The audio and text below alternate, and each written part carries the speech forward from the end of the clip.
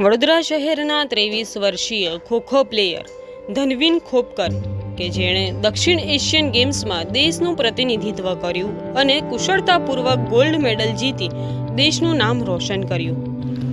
11 વર્ષ પહેલા શરૂ થયેલી ધનવીન ખોપકરની ખોખો જર્નીમાં અનેક નેશનલ અને ઇન્ટરનેશનલ ગેમ્સનો સમાવેશ થયેલો છે.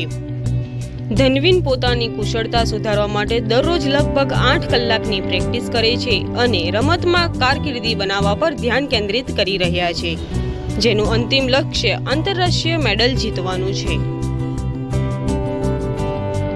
મારું નામ ધનવીન ખોપકર છે. મેં 2012-13માં ચાલુ કર્યું હતું ખોખો. એટલે પહેલાં મેં લંગડી રમતો હતો, પણ પછી એ ક્લબના એક સર હતા, એમને મને કીધું કે ના તું ખોખો રમતો. એના પછી મેં ખોખોની જર્ની સ્ટાર્ટ કરી. ધનવીન ખોપકરે વર્ષ 2013માં ખોખો રમવાનું શરૂ કર્યું અને ત્યારબાદ Khelo India school games federation of India Khel Mahakumbh સહિતની અનેક જિલ્લા સ્તરની સ્પર્ધાઓમાં ભાગ લીધો. એટલે મને 10-11 વર્ષ તો થઈ ગયા ખોખો રમતા રમતા, અને મેં જુનિયર નેશનલ છે, સ્કૂલ ગેમ નેશનલ છે, પછી સિનિયર નેશનલ છે, ઇન્ટરનેશનલ ઇવેન્ટ્સ છે, એ બધામાં પાર્ટિસિપેટ કર્યું છે.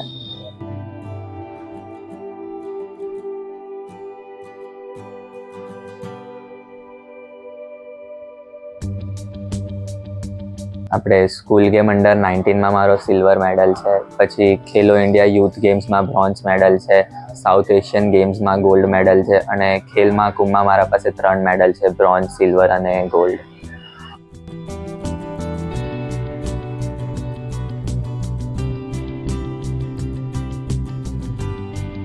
અત્યારે મેં સિનિયર કેટેગરીમાં રમી રહ્યો છું અને દિવસની 6 થી 7 કલાકની મારી પ્રેક્ટિસ હોય છે હમણાં રેગ્યુલર. હમણાં તો ખોખોમાં જ ગોલ છે કે કન્ટ્રીને રિપ્રેઝેન્ટ કરવું, એના માટે મેડલ લઈ આવું અને સારું એમ રમું કન્ટ્રી માટે. ના, પરિવારમાં કોઈ પ્લેયર નથી, પણ આમ મારા ફાધર છે કે મધર એ નાનપણમાં રમતા હતા, પણ આમ કોઈ મોટા લેવલ પર નહીં.